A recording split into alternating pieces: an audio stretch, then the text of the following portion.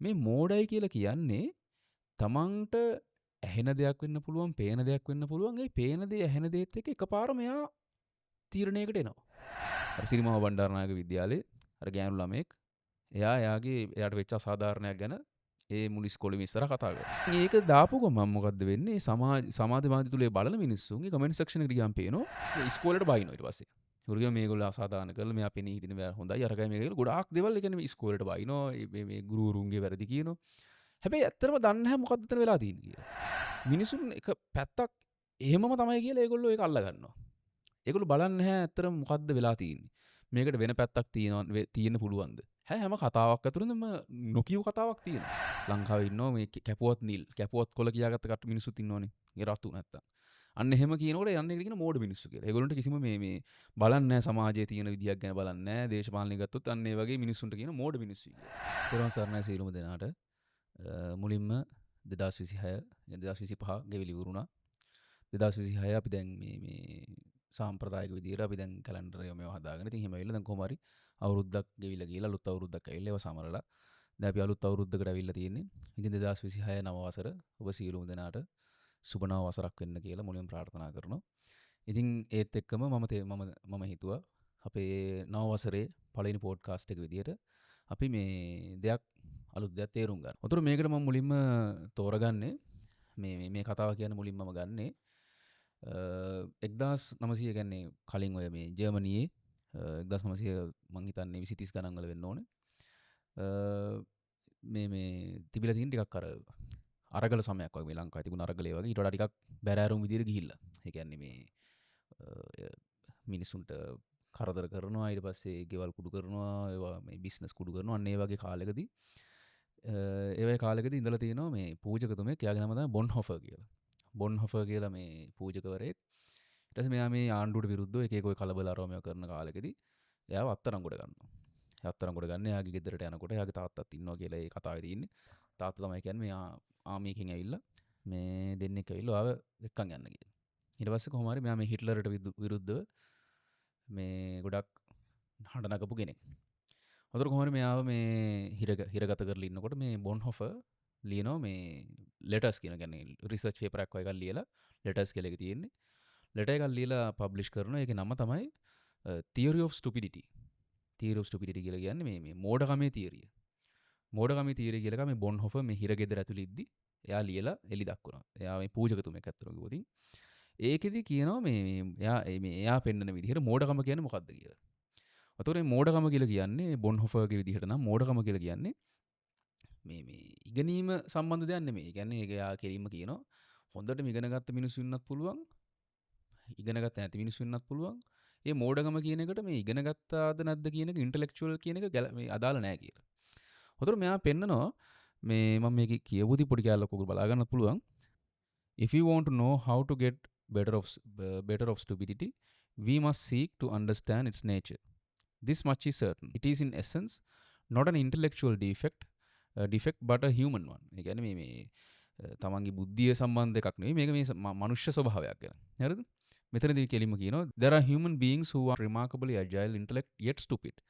The others who are intellectually quite dull anything but stupid. ඒ කියන්නේ මොකක්ද? මේ මං ඉස්සෙල්ලා කිව්වා වගේ බුද්ධිමය සමහරට හොඳ බුද්ධිය තියෙන්න පුළුවන්. හොඳට බුද්ධිය තියෙන කෙනෙක් වෙන්න පුළුවන්. හැබැයි එයා මේ මෝඩ වෙන්න පුළුවන්. හැබැයි සමහර කෙනෙක් ඉන්න පුළුවන් එයාට එහෙම ලොකු බුද්ධියක් එහෙම ඉගෙන ගත්ත. ඒ කියන්නේ ඉස්කෝලේ O level පාස් වෙලා ඊට පස්සේ ඩිග්‍රී කරලා PhD කරලා එහෙම නැති වෙන්නත් පුළුවන්. හැබැයි එයා එහෙම වුණාට මේ මෝඩ නැහැ. ඒතර මේ මෝඩයි කියලා කියන්නේ මෙයා මෙතනදී මේ බොන්හොෆර් මේ මෝඩකම කියලා පෙන්වන්නේ මේ ඉගෙන ගත්තේ නැති මෝඩකමක් ගැන නෙමෙයි. මෙතනදී මෙයා මේ බොන්හොෆර් පෙන්වලා දෙනවා මේ මෝඩයි කියලා කියන්නේ තමන්ට ඇහෙන දෙයක් වෙන්න පුළුවන්, පේන දෙයක් වෙන්න පුළුවන්. ඒ පේන දේ, ඇහෙන දේත් එක්ක එකපාරම එයා තීරණයකට එනවා. එයා එකපාරම ගන්නවා මේක තමයි ඇත්ත. නැත්නම් මේක වැරදි, මේක බොරු. එහෙම කියලා එයා එකපාරම එයා තීරණ කරනවා මෙන්න මේක තමයි හරි වැරදි කියලා එකපාර තීරණ කරනවා. අන්න එහෙම මිනිස්සෙක් භයානකයි කියනවා සාමාන්‍යයෙන් ඉන්න මැලස් කියලා කියන්නේ නිකක් ඉන්නේ ප්‍රවේගිකාර මිනිස්සු. අන්න ඒ වගේ මිනිස්සෙට වඩා භයානකයි කියනවා මේ මෝඩ මිනිස්සයා. මොකද මේ මෝඩ මිනිස්සයාට එමෙ හිතන්න තින්කින් එකක් නැහැ. එයා දැකපු ගමන්ම දෙයක් එයා පිළිගන්නවා. මේක මෙහෙම වැරදි හරි. වැඩිපුර මිනිසුන් ප්‍රමාණයක් අන්න ඒ වගේ මෝඩයි කියලා තමයි බොන්හොෆර් කියන්නේ. උතේ මෙයා මේ කියන්නේ මේ හිට්ලර්ගේ කාලෙදී ඒ හිට්ලර් කියන මිනිස්සයා, ඒ කියන්නේ එයා කියන්නේ ආණ්ඩුවක් විදිහට පත් වෙන්නේ. පත් වෙලා ඒවා කරපු දේවල් රටේ මිනිස්සු එක ලෙස පිළිගත්ත කාලයක් තිබුණා. ඒ කියන්නේ ඒකනේ යුද්ධ කරන්න ගියේ. එතකොට මේ අන්න එහෙම වෙනකොට අර මේ මෝඩ මිනිස්සු මොකද්ද වෙන්නේ? ඒ පෙන්නන පැත්ත එකපාරම පිළිගන්නවා. මාධ්‍ය විසින් වෙන්න පුළුවන්. එහෙම නැත්නම් වෙන මොකක් හරි විදිහකින් වෙන්න පුළුවන්. බලය තියෙන මිනිස්සු වෙන්න පුළුවන්. සමහර වෙලාවට ආගමික දේවල් වෙන්න පුළුවන්. ඒ ඕනම දෙයකදී ඒගොල්ලෝ මේ පෙන්නන පැත්ත එකපාරම පිළිගන්නවා. නැත්නම් ඒක ප්‍රතික්ෂේප කරනවා. අන්න එහෙම කෙනෙක්ට කියනවා මෝඩ මිනිස්සෙක් කියලා. ඉතින් මෙයා බොන්හොෆර් තව ඒක දිගට කතා කරන් යනකොට ඒකේ ගොඩාක් දේවල් කියලා දෙනවා.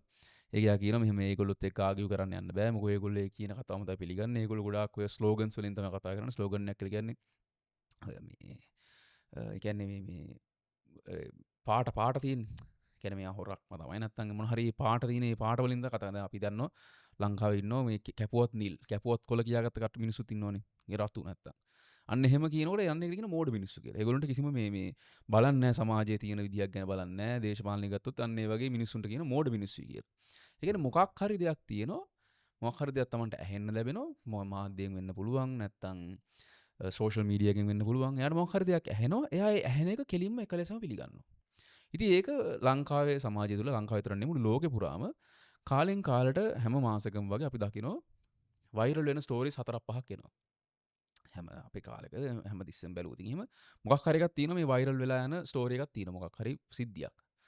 ඔතන සිද්ධියත් එක්ක බැලුවම දැන් අපි Facebook එකේ එහෙම ගියාම කමෙන්ට් සෙක්ෂන් එකට ගියාම පේනවා මේ වයිරල් වෙච්ච සිද්ධියත් එක්ක මිනිසුන් එක පැත්තක් එහෙමම තමයි කියලා ඒගොල්ලෝ ඒක අල්ල ගන්නවා. ඒගොල්ලෝ බලන්නේ නැහැ ඇත්තටම මොකද්ද වෙලා තියෙන්නේ. මේකට වෙන පැත්තක් තියෙන්න පුළුවන්ද? හැම කතාවක් ඇතුළෙම නොකියු කතාවක් තියෙනවා. වෙන නොකියු පැත්තක් තියෙනවා. ඒව මොකුත් බලන්නේ නැහැ. මේ මිනිස්සු ඔක්කොම එක පැත්තකට බර වෙනවා. හරි හරි වැරදි හරි කියලා. ඉතින් ළඟදී ගත්තොත් ඉතින් ඒ වගේ සිද්ධියක් විදියට ඔය මේ අර සිරිමාව බණ්ඩාරනායක විද්‍යාලයේ අර ගෑනු ළමෙක් එයාට වෙච්ච අසාධාරණයක් ගැන ඒ මුළු ඉස්කෝලේම ඉස්සරහ කතා කරනවා. උතෝර ඒක ප්‍රශ්නයක් නැහැ. ඉතින් එයාට අසාධාරණයක් වුණා නම් එයා ඒ අසාධාරණ ගැන කතා කරා. හැබැයි දැන් ඒක දාපු ගමන් මොකද්ද වෙන්නේ? සමාජ මාධ්‍ය තුලේ බලන මිනිස්සුන්ගේ කමෙන්ට් සෙක්ෂන් එකට ගියාම පේනවා ඒක ඒක හරි දැන් ඒක ඉස්කෝලේට බයිනවා ඊට පස්සේ. ඒගොල්ලෝ කියනවා මේගොල්ලෝ අසාධාරණ කරලා මෙයා පෙනී හිටින බෑ හොඳයි අරගයි මේක කියලා ගොඩාක් දේවල් ඒ කියන්නේ ඉස්කෝලේට බයිනවා මේ ගුරුවරුන්ගේ වැරදි කියනවා. හැබැයි ඇත්තටම දන්නේ නැහැ මොකද්ද එතන වෙලා තියෙන්නේ කියලා. ඒක ඔප්පු කරලා පෙන්නනකන්වත් එහෙම දෙයක් බලන්නේ නැහැ. කෙලින්ම එක පැත්තක් විතරයි ගන්නෙ.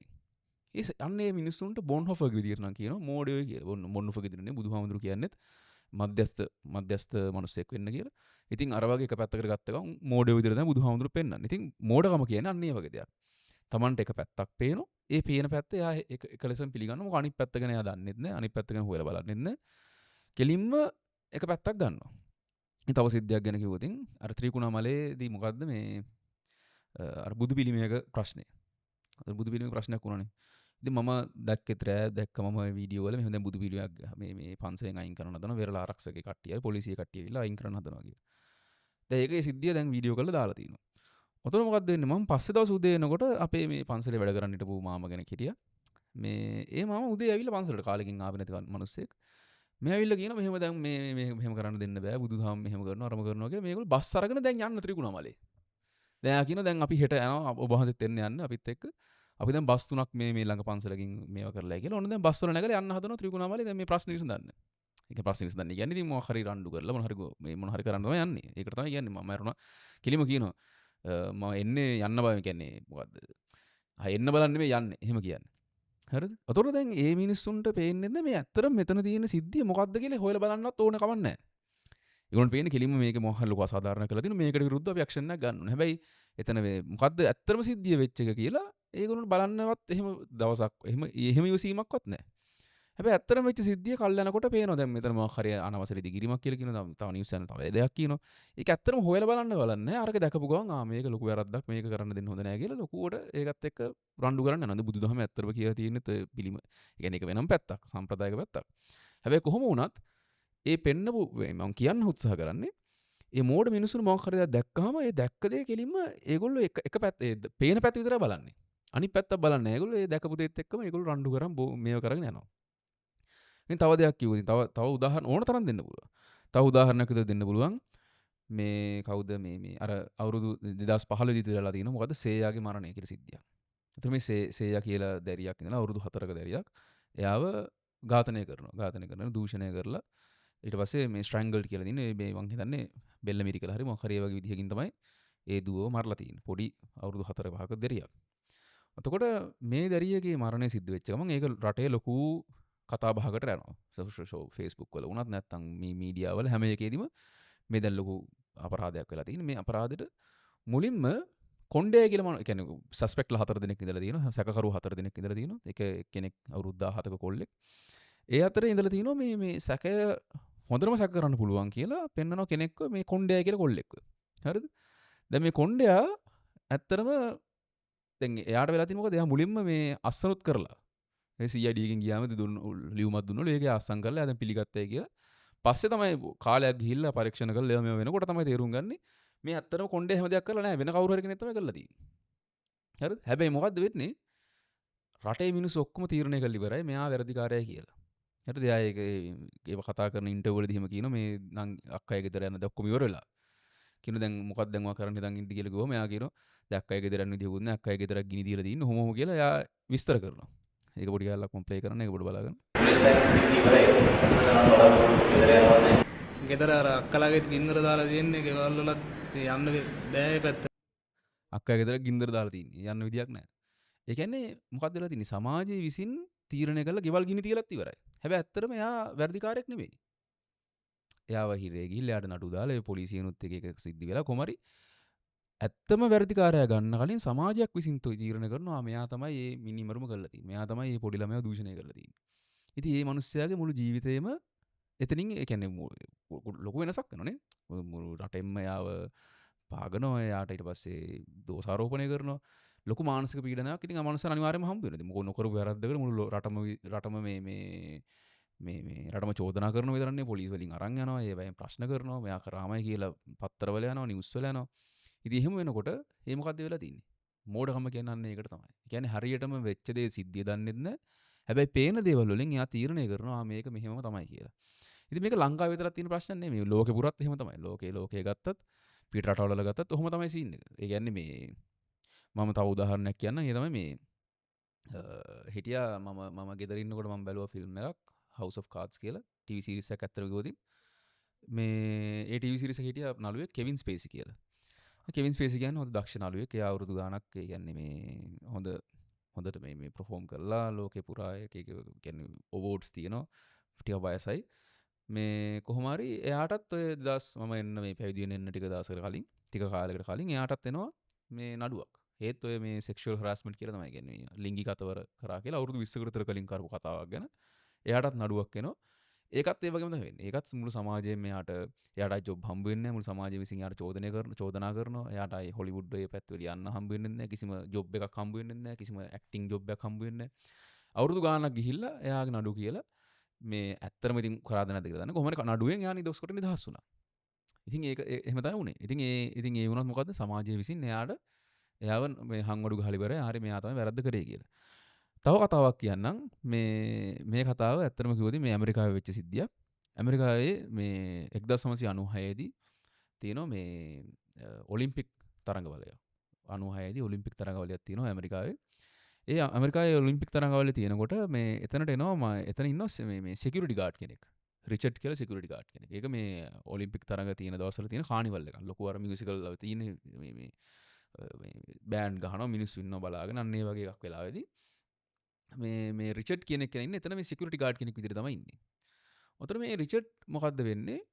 රිචඩ් දකිනවා මේ කට්ටියක් ඉන්නවා මේ බියර් බොනවා රෝමියෝ බිබී කට්ටියක් ඉන්නවා දකිනවා. ඉතින් මේගොල්ලොන්ට මේ යන්න කියලා යවනකොට එතන යට තියෙනවා බෑග් එකක්. රිචඩ් සිකියුරිටි ගාඩ් කෙනෙක් විදිහට ඉන්නේ. මේ බෑග් එකක් දැකලා එයා සැක කරනවා මේක මේ දැන් ටික වෙලාවක් තිස්සේ මේ බෑග් එක තියෙනවා. මේ කාගෙද දන්නේ නැහැ බෑග් එක. සමහරවිට මේක මොන හරි තියෙනවද දන්නේ නැහැ කියලා මම සැක කරලා මම සැකේට වගේ කෝල් එකක් අරගෙන කියලා තියෙනවා. එයාගේ ලොක්කට මෙහෙම සැකකට විදිහ බෑග් එකක් තියෙනවා. මේ මොකද්ද දන්නේ නැහැ කියලා. ඊට පස්සේ එතනින් යන මේ ඒගොල්ලෝ ඒක ඊට පස්සේ තව මේ ඒ අදාළ තැන් වලට දැනුම් දීලා කොහමද ATF ඒජන්ට් කෙනෙක් ඇවිල්ලා එයා බලුවාම තියෙනවා මේ බෝම්බයක් තමයි තියෙන්නේ. හරි හිතපු සැකේ හරි. හරි මේ සැකකට විදිහ බෑග් එක බෝම්බයක් වෙන්න පුළුවන් කියලා සැක කරනවා. ඒ වගේ මේ බෑග් එක ඇතුලේ බෝම්බයක් තියෙනවා. ඊට පස්සේ හැමෝම දුවනවා. දැන් මිනිසුන්ට කියනවා දුවනවා හැම දැන් බෝම්බයක් තියෙනවා කලබල වෙලා. ඒ අතර මේ සිකියුරිටි ගාඩ් මොකද්ද කරන්නේ මේ රිචඩ් එයා මේ ඒ ඉන්න මිනිසුන්වත් එයා දුවලා අයින් වෙන්නේ නැහැ. එයා මිනිසුන් මේ බේර ගන්න අන්න එහෙම කරලා ඒ කියන්නේ මේ අනිත් අය වයින් කරන්නේ ඒ ඔක්කොම දේවල් කර කර ඉද්දි බෝම්බි පුපුරනවා. බෝම්බි පුපුරලා දෙන්නෙක් මැරිලා 100 ගාණක් මං හිතන්නේ තුවාල ලබලා තියෙන දෙන්නෙක් මැරිලා. කොහොම හරි ඒක නැෂනල් නිවුස් ඇමරිකාවේ ලොකු නැෂනල් නිවුස් එකක් වෙනවා. මේ රිචඩ් මේ සේවිය කෙනෙක් විදියට. මෙයා තමයි මේ මුළුසු මේ මිනිස්සු දහස් ගාණකගේ ජීවිත බේරගත්ත මිනිස්සු ගොඩකගේ ජීවිත බේරගත්ත. මෙයා සේවිය කෙනෙක් විදියට මේ නිවුස් වලින් හැම එකෙම මෙයා හීරෝ කෙනෙක් විදියට පෙන්වනවා. එයාට ඉන්ටර්විව් හම්බ වෙනවා. එයා කතා කරනවා. ඉතින් මේක මේ කොහොමද දැක්කේ? මෙහෙම දැන් මෙයාට ප්‍රශ්න මේ ඒවා ඉන්ටර්විව් කරනවා. ඊට පස්සේ ටික දවසක් යනකොට දැන් මේ ඇත්තටම මේ සැකකරුවෝ නැතුව දැන් අර ඉස්සෙල්ලා කොණ්ඩේ අඩුණා වගේ මෙයාවත් සැකකරුවෙක් විදියට FBI එකෙන් මෙයාවත් මෙයාගේත් හොයලා බලනවා. මෙයා මේ ඇත්තටම මේ ඒ වීරයෙක් විදියට පෙනී හිටින මුලින් බෝම්බ බෙදලා පස්සේ යාම බෝම්බ හොයාගෙන අන්න එහෙම එකක් කියලා එයාට මේ එයා ගැනත් හොයලා බලනවා. ඒක දැනගන්නවා නිවුස් වලින්. ඒක මීඩියා එකෙන් දැනගෙන ඒක ඒගොල්ලෝ පබ්ලිෂ් කරනවා.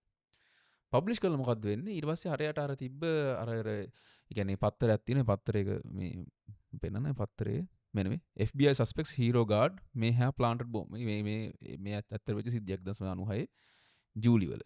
හරිද? එතකොට මේ මොකද්ද වෙන්නේ? රටේ මිනිස්සුත් ඔක්කොම දැන් හිතනවා අඩේ දැන් මෙන්න මෙයා එහෙනම් මෙයාම තමයි එන බෝම්බේ ප්ලාන් කරලා තියෙන්නේ. දැන් FBI එකනොත් ඒ වගේ සැකකට සස්පෙක්ට්ස් කියන්නේ මේ සැක කරනවා කියලා.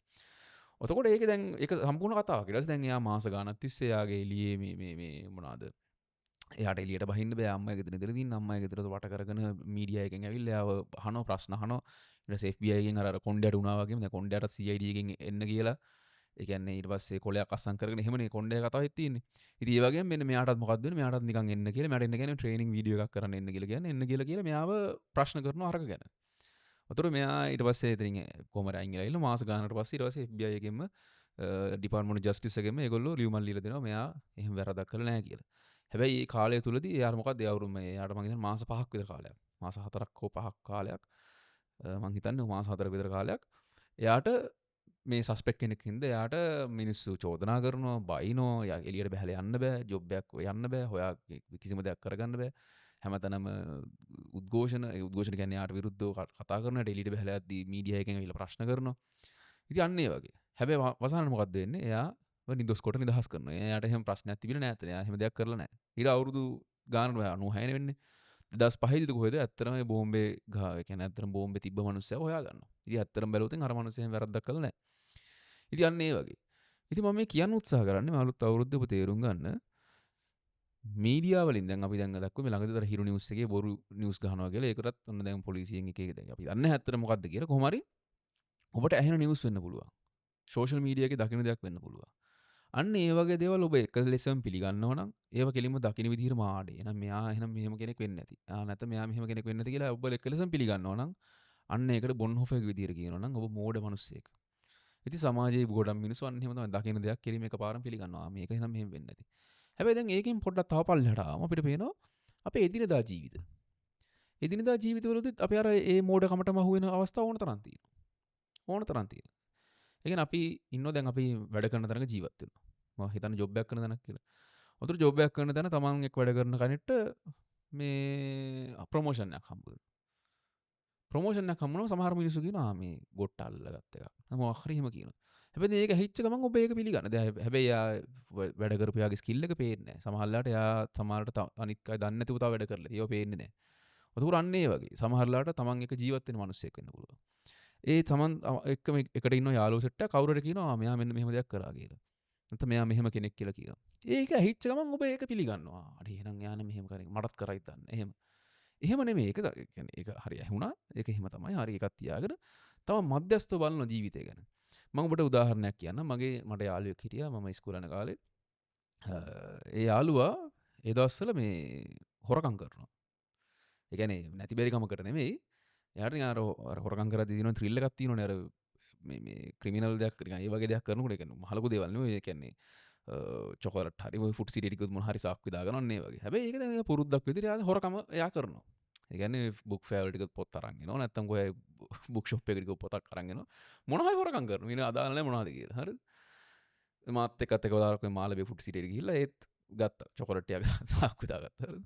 එතකොට අන්න ඒ වගේ. හැබැයි දැන් එයා ටික කාලයක් දැන් හොරකම දැන් ටික කාලයක් කරනවා. අපේ යාළුවෝ තනිත් අයත් දන්නවා මෙයා හොරකම් කරනවා. එහෙම එහෙම කියලා දන්නවා. හැබැයි එක දවසක් අපි ගියා බුක් ෆෙයාර් එකට ගිහිල්ලා එනකොට මෙයා ඒකේ තියෙන පොතුත් දැන් හොරකම් ඒ කියන්නේ හොරකම් බෑග් එකේ දාගන්නවා ටික් ටික් ගාලා දාගන්නවා. ඒ කියන්නේ නැති බැරි කමකට කියවන්නවත් නෙමෙයි. නිකන් අර දාගන්නවා. ඊට පස්සේ කොහොම හරි ඕක තව වෙන යාළුවෙක් දැනගෙන එයා ඒ කියන්නේ එයාට පෙන්නද්දි එයා කිව්වා උඹට ඔහොම කරලා ඉගෙන ගන්න බැරි. පොත් හොරකම් කරන්න බෑ. උඹට ඔහොම කරොත් මේ සාපයක් වෙනවා උඹට ඉගෙන ගන්න බැරි කියලා. අන්න ඒ වචන නිසා මේ මිනිස්සයා වෙනස් වුණා. ඒ වචන හැපු ගමන් මේ මිනිස්සයා කල්පනා කරාට ඇත්ත නේද මට මෙහෙම වෙයිද දන්නේ නැහැ කියලා ඒ බයට එයාට මොකක්ද උනේ එයා ඒක සම්පූර්ණයෙන් අතහැරලා දැම්මා. එයා ඒ හොරකම් කරේ නෑ මට පස්සේ කාලෙකදී මට කිව්වා ඒක දැන් මේ පුරුද්දක් නිසා සමහරලාට දැන් ඒක නවත්තපු කාලේ පස්සේ ගියාම උනත් එයාට එක එකව ගන්න හිතේ නෑ ගත්තේ නෑ. හැබැයි පුරුද්ද වෙනස් කරගත්තා එයා. එයාගේ තිබ්බ ඒ වැරද්ද හරි ඒ වැරද්ද එයා හරි ගස්සගත්තා.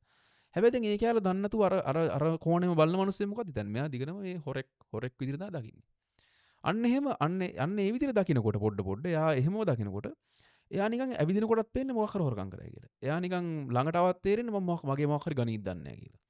අන්න එහෙම ජජ්මන්ට් වලට එන එකත් මෝඩකමක් තමයි. අපි දන්නේ නැහැ මිනිස්සු මොන වගේ වෙනද තව යාළුවෙක් හිටියා. එයාත් දැන් අපි මම දැන් පැවිදි වෙන්න කලින් අපි හොඳට දැන් කාලා බිරින්න කාලේ සිගරට් බොනවා. ඉතින් මෙයා එක දවසක් තීරණය කරා හොඳට සිගරට් බොනවා. ඉතින් මෙයා එක දවසක් තීරණය කරා මම දැන් අදින් පස්සේ සිගරට් බොන්නේ නැහැ කියලා. එක දවසක නිකන් තීරණය කරා. තීරණය කරපු එක එයා දැන් පස්සේ ගැහුවේ නැහැ. එයා මම එනකන් ගැහුවේ නැහැ. මං හිතන් දන්නම් කොහොමද දන්නේ නැහැ. එයා සෑහෙන කාලයක් ඒක නොබී හිටියා. ඉතින් අන්න ඒ වගේ. ඉතින් මේ මිනිස්සුන්ට හැම මිනිස්සෙක්ටම ඒ ලැබෙන අලුත් දේටත් එක්ක තමන් ජීවිත වෙනස් කරගන්න අවස්ථා ඕන තරම් එනවා. හැබැයි අපි අනිත් මිනිස්සු මොකද්ද කරන්නේ? මේ මිනිස්සු මේ වෙනස් වීම දිහා බලන්නේ නැහැ. එයා එකම විදිහකට මේ මිනිස්සුව ජජ් කරනවා. ඒ කියන්නේ සමහරවිට අපි ගරු කරන මිනිස්සු ඉන්නවා. ඒ ගරු කරන මිනිස්සයා ගැන කවුරු හරි ඇවිල්ලා කියනවා මෙයා මෙහෙම කෙනෙක් නෙමෙයි. මේ පෙන්නන රූපේ නෙමෙයි මෙයාගේ තියෙන්නේ. මෙයාගේ මේ වෙන මොන හරි තියෙන ඇතුලේ. මෙයාගේ මේ වෙන මොන හරි මෙන්න මේ කතන්දර තියෙනවා. එහෙම එක එකව කියනවා. හැබැයි දැන් මේ කතාව අපි ඇත්ත නැත්ත දන්නෙත් නැහැ.